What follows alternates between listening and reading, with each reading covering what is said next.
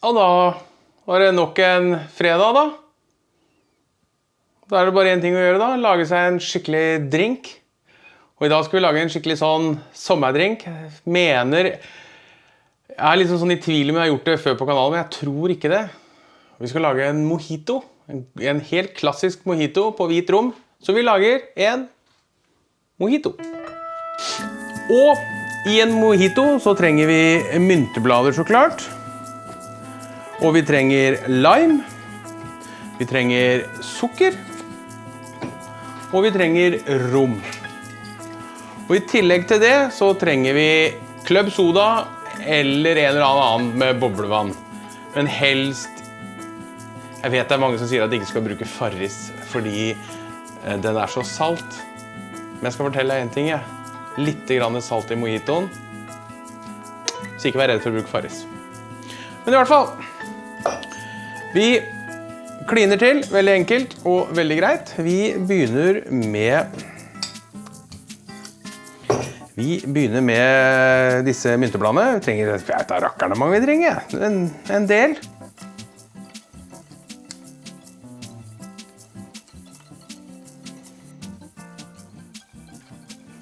Yes, noe sånt kanskje. Et par til. Kan vi gjøre det her i et par omganger også. Sånn. Åh, det lukter så godt. Jeg har mojito i hagen. Det her er faktisk mojito som jeg har kjøpt for 3 år siden i butikken. Jeg tror det er marokkansk, hvis ikke jeg tar feil. Marokkansk mojito. Kjøpt i butikken, vanlig sånn der Bama-plante. Planta den ut, og den kommer igjen hvert år. Den frør seg selv, og kommer igjen. Den er helt nydelig altså. Og så trenger vi lime. Vi trenger noen båter med lime. Det er litt forskjellig hva du vil ha egentlig, hvor mye du vil ha. Kommer litt av hvor mye sukker du skal ha, hvor stort glass du har og alt sånt noe. Men vi lager en 3-4 båter, så hvis jeg tar noe sånt noe, så litt grann over en... Vi begynner der vi. Skal vi se, vi begynner der, og så skal vi ta og mødle det her sammen. Så vi både får ut limen og mynta. Gjør vi noen runder med dette her, sånn. Så skal vi ha sukker oppi her etter hvert, ikke for tidlig bare. Sånn. Og så kommer jo da det evige spørsmålet, hvor mye sukker? Skal jeg bare være sikker på at det er sukker og ikke salt? Ja, men det er sukker. Ikke at det lukter noe sukker, men jeg ser det. Jeg tror... Det skal ikke noe... Jeg vet det er noen som bruker sitronbrus oppi. Det gjør vi ikke da, så vi er nødt til å sukre det så vi lager på en måte lime-lemonaden. 2,5. Sånn. Prøver det. Du kan alltid ta i mer sukker etterpå. I verste fall. Sånn. En limebit til oppi. Og så mødler vi det her en gang til. Nå har vi i utgangspunktet lyst til at sukkeret løser seg opp i limejuicen.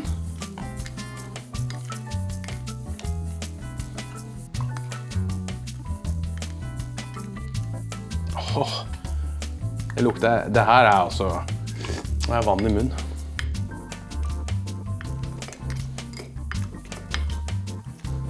Sånn, nå begynner det å bli sukkerlake oppi der, ikke sant? Og så tar vi et par mynteblader til oppi, bare sånn at vi har de noen fine noen, og så fyller vi opp med is.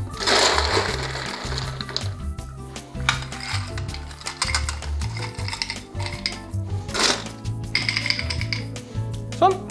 4 centiliter med zoom, eller 6, eller 10, eller hvor stort glass du har.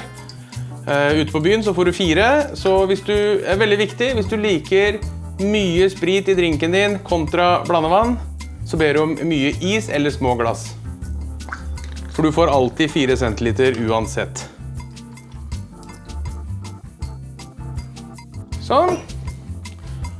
Og så topper vi den med...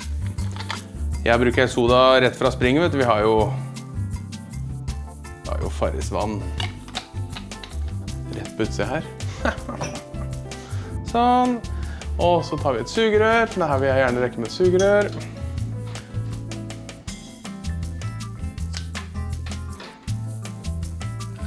Sånn, så skal du ikke røre for mye. Jeg prøver å løfte de bladene litt opp bare, sånn at vi får litt sånn.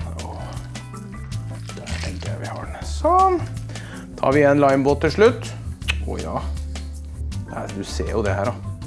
Det er ikke noe å lure på dette her. Tar en annen limebåt enn den der. Sånn. Du må alltid ha noe på gulvet.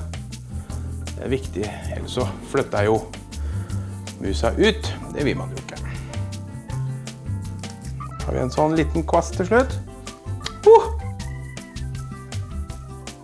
Og der har vi en skikkelig sommerdrikk.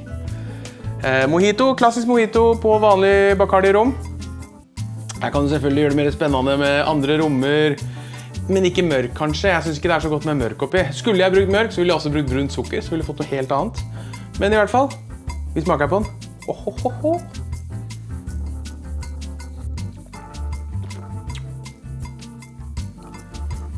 Da kan sola komme.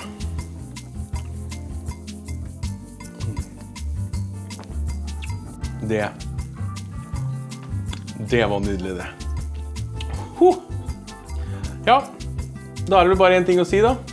Det er å ta vare på hverandre. Og god helg.